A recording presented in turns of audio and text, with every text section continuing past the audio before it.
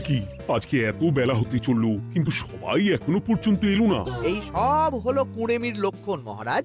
আপনি একদিন যারা যারা দেরি করছে তাদের চাপকে দেবেন, সব সিধে হয়ে যাবে। আর বলবেন না মহারাজ, আজকে গিন্নি কাঁচা লঙ্কা দিয়ে কুচো চিংড়ির ঝালটা যা বানিয়েছিল না, খেতে খেতে দেরি হয়ে গেল। গোলগাপ্পি দেওয়ার আর জায়গা পাও না না? বিশ্বাস করুন, সত্যি খুব ভালো রান্না করেছিল গিন্নি। তাই আবার আরেক হাঁড়ি ভাত চড়াতে বললাম, আর সেটা খেয়ে আসতেই তো দেরি হয়ে গেল। আরো এক হাঁড়ি? মহারাজ কিছু মনে করবেন না, এই পাঠশালা বন্ধ করে সব গুছিয়ে তারপরে এলাম। সুপ্রভাত মহারাজ। সুপ্রভাত মহারাজ। প্রভাত আজকে আর শুনেই তোমরা সবাই এত কুঁড়ে হয়ে গেছো যে কি বলবো। মহারাজ, এই কুঁড়েমির আসল কারণ হচ্ছে চর্বি। কথায় আছে, যত বেশি চর্বি তত তাড়াতাড়ি মরবি।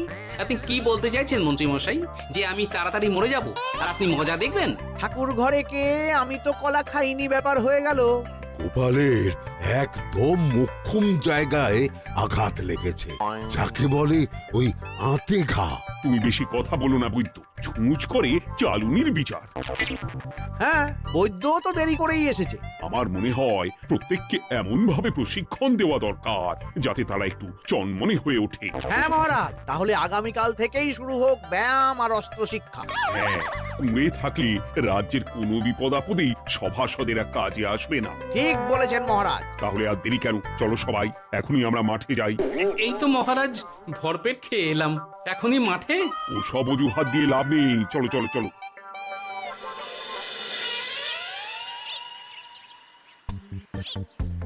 এবার সবাই সারিবদ্ধভাবে দাঁড়িয়ে পড়ো। কি গোপাল কোথায়? মহারাজ, গোপাল আপনার পিছনে দাঁড়িয়ে আছে, চুপি চুপি। এই গোপাল, যাও যাও মাঠের মাঝখানে গিয়ে দাঁড়াও। এই চাঁদি ফাটা রোদে কেন মহারাজ সুস্থ শরীরকে ব্যস্ত করছেন? এইসব বাজে কথা শুনতে চাই না। শুয়ে বসে থেকে শরীরের কি অবস্থা করেছো? শরীরের নাম মহাশয়, যা সবে তাই সয়। তুমি যাবে না, তোমাকে এক্ষুনি বরখাস্ত করব।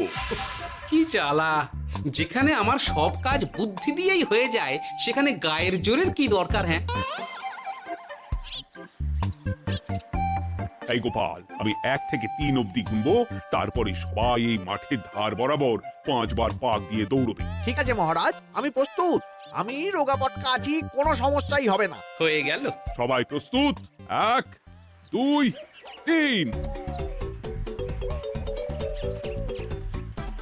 কি হলো গোপাল, দৌড়াও দৌড়াও। মহারাজ, এর থেকে বেশি জোরে পারবো না। আই, কে আছো? একটা কঞ্চি দাও। এই সেরেছে। বেশ হয়েছে, বেশ হয়েছে। বেটার এবার চর্বি কমবে। কি হলো গোপাল, হ্যাঁ হয়ে গেল? হ্যাঁ?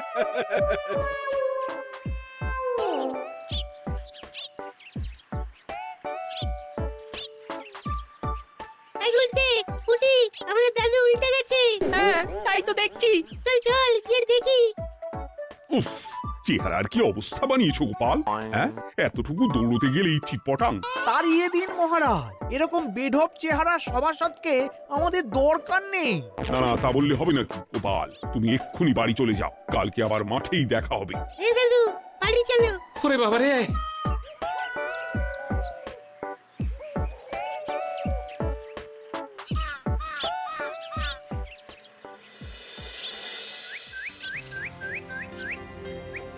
আরে ধুর ছাতার মাথা, তখন থেকে জল খেয়েই চলেছ।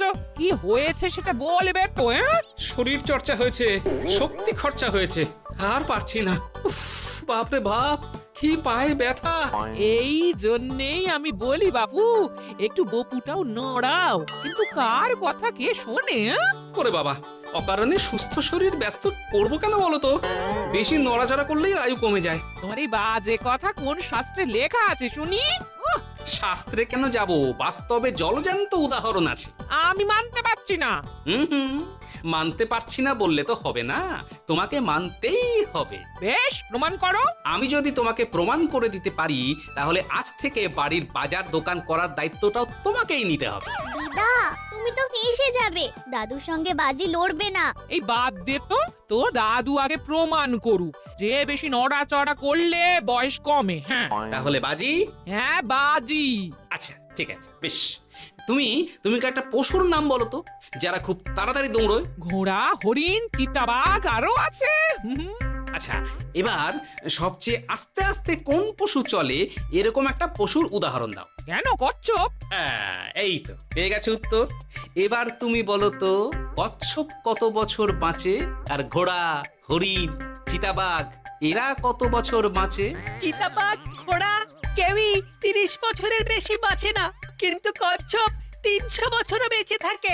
হেরেছে হেরেছে আমার বউ হেরেছে। উফ, জীবনের কত বড় চাপ নেমে গেল। হ্যাঁ, এই তুমি আমাকে এভাবে হারালে?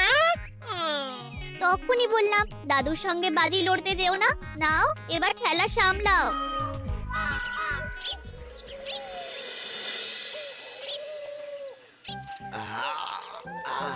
আরো ভালো করে মালিশ কর। আজকে ছোটাছুটি করে পা দুটো বেশ ব্যথা ব্যথা করছে। কালকে তো আবার অন্য পরীক্ষা। আরে আমার হালকা চেহারা আছে, সব সামলে নেব। কালকে তো অস্ত্র চালনা হবে, কালকে আমি কাঁপিয়ে দেব। কাঁপাতে তো হবেই মন্ত্রী মশাই। আমরা আপনার শরীরে এমন ঘষা মাজা করে দেব না, মনে হবে আপনি না একটা জলযন্ত্র অস্ত্র চালনা করতে যাচ্ছে। বাস এই তো চাই। ওরে বাবা রে, আস্তে আস্তে। আরে বাবা, আপনার তো ইস্পাতের শরীর, ভাঙবে তবু মচকাবে না। চিন্তা করছেন কেন? ভয় পাবেন না, ভয়কে জয় করতে হবে। আরে আরে আরে, তো ওরা আমার কথাটার সাথে করছিসটা কি? মানুষটা মরে যাবে তো। চিন্তা করো না গিন্নি। বাবা, ওরা বলেছে আমার ইস্পাতের শরীর, ভাঙবে তবু মচকাবে না। একবার এই বুড়ো বয়সে হাত পা ভাঙলে কি সামলাবে শুনি? মন্ত্রী মশাই, আমাদের বকশিসটা দিয়ে দিন, আমরা কেটে পড়ি। বাবারে বাবা, দিচ্ছি।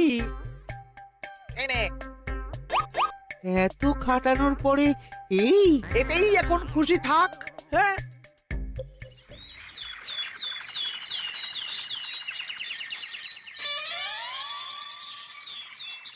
এবার তোমাদের সকলকে অস্ত্র শিক্ষা দেওয়া হবে। উফ, রোজ রোজ কি জ্বালাতনে পড়েছি, বাপরে বাপ। বাবা মা কাউকে ডাকার দরকার নেই, ভালো না লাগলে রাজসভা চাকরি ছেড়ে চলে যাও। মহারাজ, এটা তো উচিত নয়। যে যেটাই পারদর্শী তাকে সেটাই করতে দিন না। একটা বাঁদরকে যদি আপনি বলেন শিকার করে মাংস খেয়ে দেখা, সে কি পারবে মহারাজ? মহারাজ, গোপাল একটু বেশি কথা বলছে, ওকে আপনি বের করে দিন। আমি তোমার কথায় বলবো না গোপাল, তোমাদের সবাইকে এখন অস্ত্র শিক্ষা শিখতেই হবে। কর্তার ইচ্ছায় কর্ম, এখন তো আমার আর কিছুই বলার নেই। তাহলে আর দেরি কেন, তোমরা সবাই একটা করে ঢাল আর একটা করে তলোয়ার তুলে নাও। সেনাপতি, বলুন মহারাজ। তুমি সকলকে অস্ত্র শিক্ষা দেবে, তলোয়ার চালানো শেখাবে। এক এক করে প্রত্যেকে তোমার কাছে যাবে আর এক এক করে তুমি সবাইকে তলোয়ার চালানো শেখাবে। আচ্ছা মহারাজ, তাহলে ওই সবার প্রথমে চলে আসুন মন্ত্রী মশাই। হ্যাঁ, আমি প্রস্তুত। আমার শরীর ইস্পাতের মতো, ভাঙবো তবু মচকাবো না।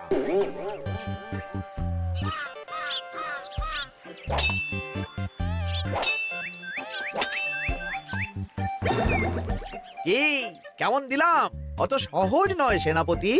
আমি মন্ত্রী এমনি এমনি হইনি, আগে অস্ত্র শিক্ষা শিখে তবে মন্ত্রী হয়েছি। এটা কি হলো? হ্যাঁ, আপনি অস্ত্র শিক্ষায় পারদর্শী, কিন্তু আরো বিচক্ষণ হতে হবে। কারণ আজকে এই পাগড়ির জায়গায় আমি যদি তলোয়ার আপনার গলার দিকে চালাতাম, তাহলে কিন্তু আপনার এই ভবলীলা এখানেই সাঙ্গ হয়ে যেত। ঠিক আছে ঠিক আছে, মনে রাখবো।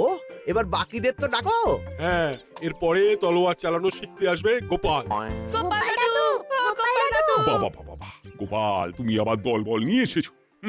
দেখি তোমার কত দম। গোপাল, তুমি প্রস্তুত হও। হ্যাঁ হ্যাঁ, আমি প্রস্তুত।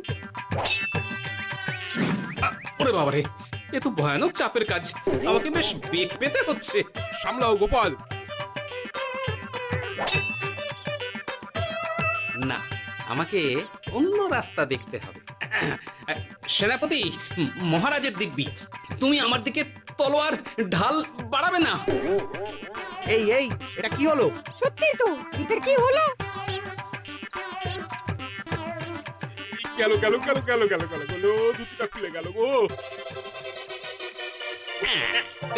দেব নাকি এবার কুচ করে কেটে?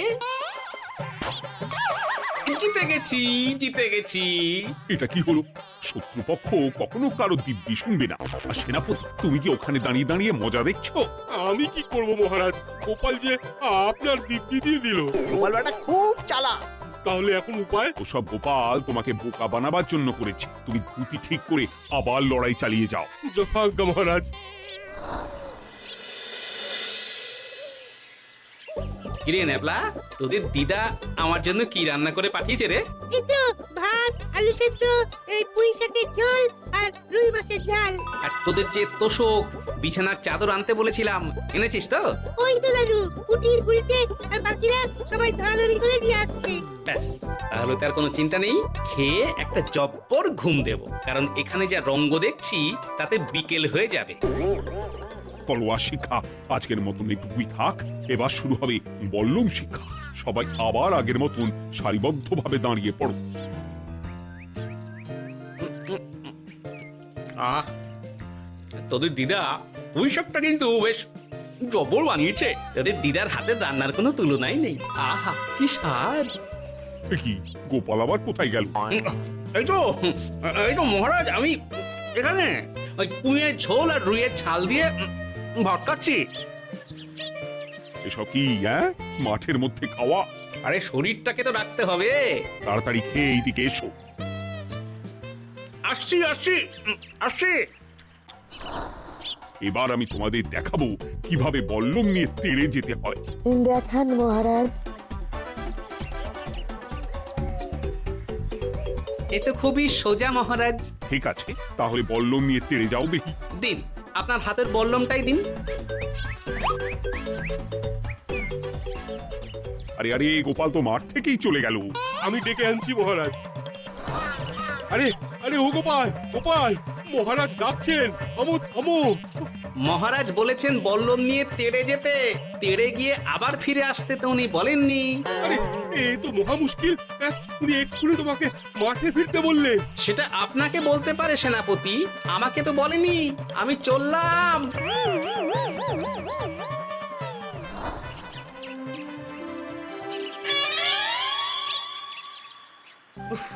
বাবারে বাবা, কি ঝক্কি! অনেক বুদ্ধি করে মাঠ থেকে খাটে চলে এসেছি। আমি আর উঠছি না। এ কি বলি, তোমাদের তো এখন অস্ত্র শিক্ষা নেওয়ার কথা। হ্যাঁ, তোমার বলা নেই, কোয়া নেই, অমনি বাড়ি চলে এলে। আরে বাবা, ওইসব অস্ত্র শিক্ষা মানেই সুস্থ শরীরকে ব্যস্ত করা, অসহ্য খাটনি, অযথা কষ্ট। কষ্ট করলে তবে কেষ্ট পাওয়া যায়। হ্যাঁ, তোমায় আমি আগেও বুঝিয়েছি, যেখানে বুদ্ধি কথা বলে সেখানে দেহের শক্তি নীরব দর্শক গিন্নি। আরে বাবা, সে না হয় বুঝলাম, কিন্তু মহারাজ তো ভালোর জন্য সবাইকে অস্ত্র শিক্ষা দেওয়ার চেষ্টা করছে না। আরে বাবা, যার যা কাজ তাকে সেটা করালেই পারে। মহারাজ তো সেটা বুঝতেই চাইছেন না। আমি এখন ঘুমো। দরজা খোলো গোপাল, দরজা খোলো। গোপাল, গোপাল, দরজা খোলো বলছি। ব্যাস, হয়ে গেল। একটু শান্তিতে ঘুমাবো তার জো নেই। দরজা খোলো গোপাল। বলুন মহারাজ। তুমি কি পেয়েছোটা কি গোপাল? রাজসভায় দেরি করে আসবে, তারপর অস্ত্র শিক্ষার সময় ফাঁকি বাজি দেবে। এভাবে তো আর তোমাকে মনে হচ্ছে রাজসভায় রাখা যাবে না। মহারাজ, গোপাল তো মুখের কথার লোক নয়, ওকে তাড়িয়ে দিই। কেন মহারাজ? আমি কি এমন মহাপাপ করেছি যে আমাকে তাড়িয়ে দেবেন? এই যে আমার কথা শুনছো না, এটাই তোমার অপরাধ। অপরাধ নেবেন না মহারাজ। পণ্ডিতের দায়িত্ব পুজো করা, সভাকবির দায়িত্ব কবিতা বলা, সাহিত্য চর্চা করা, আর আমার দায়িত্ব হাসি মজা করে আপনার মন ভালো রাখা। কিন্তু আপনি আমাকে জোর করে যুদ্ধের ময়দানে ঠেলে দিতে চাইছেন। এটা আমার ইচ্ছে। আমিও তো মহারাজ ইচ্ছে করলে অনেক কিছু করতে পারি। চোখ বন্ধ করে লক্ষ্য ভেদ করতে পারি, শুধু বুদ্ধি দিয়ে। আরে বাহ, এত বড় কথা? তাহলে মহারাজ ওকে বলুন পরীক্ষা দিতে। কি পরীক্ষা? আমি একটা ঘরে বর্ম পরে দাঁড়িয়ে থাকবো। তোমার হাতে অস্ত্র দেব, আমার মাথায় একটা আপেল থাকতে হবে, আর তুমি কিভাবে আমার মাথা থেকে ওই আপেল ফেলতে পারো দেখবো। এ তো খুবই সোজা। কি গোপাল, তাহলে লড়বে নাকি বাজি? হ্যাঁ, লড়তে রাজি আছি। তাহলে আজ রাতেই হয়ে যাক পরীক্ষা। যদি এই পরীক্ষায় উতরে গেলে তো ভালো, নইলে তোমার চাকরিটা গেল। গোপাল তুমি পারবে তো? সে দেখাই যাবে। আজ রাতে তাহলে রাজবাড়িতে দেখা হচ্ছে। যদি আমি এই পরীক্ষায় বিফল হই তাহলে আমার চাকরি আপনি কেড়ে নেবেন, আর যদি সফল হই তাহলে মন্ত্রী মশাইকে শাস্তি দেবেন। আমি নিজে সারা কৃষ্ণনগরে নাক্ষত দেব। বেশ, দেখা যাক।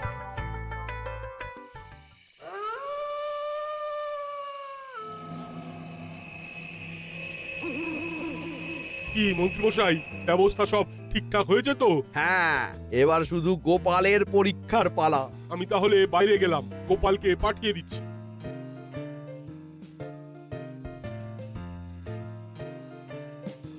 এবার যাও গোপাল, ঘরের ভিতরে যাও, দেখি তুমি কি করে মন্ত্রীর মাথা থেকে আপেল ফেলতে পারো। আপনি তো শুধু আমার চোখ ঢেকেছেন, আমার নাক, মুখ, কানও ঢেকে দিন, যাতে ঘ্রাণেন্দ্রিয়, শ্রবণেন্দ্রিয়েরও সাহায্য না নিতে পারি। বেশ, তাহলে তাই হোক। আই, কে আছো? গোপালের মুখ, নাক আর কান ঢাকো। যথা আজ্ঞা মহারাজ। একটু একটু মোটা কাপড় দিয়ে নাক মুখ ঢাকো, হ্যাঁ, যাতে সেভাবে আপেলের গন্ধ না পাই। বেশ বেশ।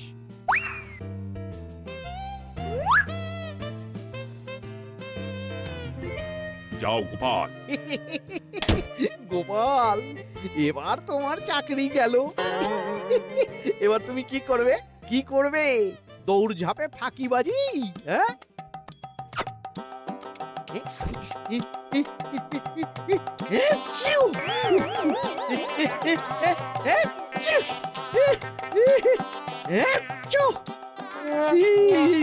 গেল গেল গেল গেল গেল, আপেল পড়ে গেল। আপেল পড়ে গেল?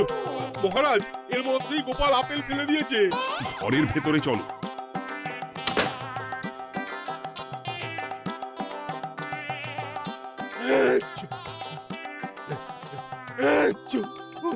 বাবারে, এ কি? ওরে বাবারে বাবা, কি ঝাঁজ! ওরে বাবারে বাবা! কি মহারাজ, দেখলেন তো গোপালের চমক? অস্ত্র ছাড়াই আপেল ফেলে দিলাম। কি? এটা তো তুমি নীতি বিরুদ্ধ কাজ করেছো। সারা ঘরে নস্যি ছড়িয়ে দিয়েছো। মহারাজ, হাঁটতে গিয়ে আপেল পড়ে গেছে। এবার সারা কৃষ্ণনগরে নাক্ষত দিতে হবে। সত্যি সত্যি গোপাল, বুদ্ধিতে তোমার জুড়ি মেলা আভার। আমার নাম গোপাল ভাঁড়। একটা কথা মনে রাখবেন, কেউটে সাপের লেজে পা দেবেন না, আর গোপালের কাজে বাধা দেবেন না। যে কাজ বুদ্ধি দিয়ে করা যায় তার কাছে শক্তি ছোট্ট শিশু মাত্র। সত্যি গোপাল, আজ তুমি সেটাই প্রমাণ করে দিলে। আর আজ থেকে তোমাকে তোমার ইচ্ছার বিরুদ্ধে খাটাবো না। তুমি খাও দাও, ভুড়ি বানাও। যার যা কাজ সে তাই করবে। যেমন এখন মন্ত্রী মশাই নাক্ষত দেবেন। হ্যাঁ, ভুল করে বাজি ধরে ফেলেছি, এখন নিজেই চাপে পড়ে গেলাম। তাহলে আর দেরি কেন? নাক্ষত এখন থেকেই শুরু হোক। কৃষ্ণনগরের রাস্তা শেষ হতে হতে সকাল হয়ে যাবে।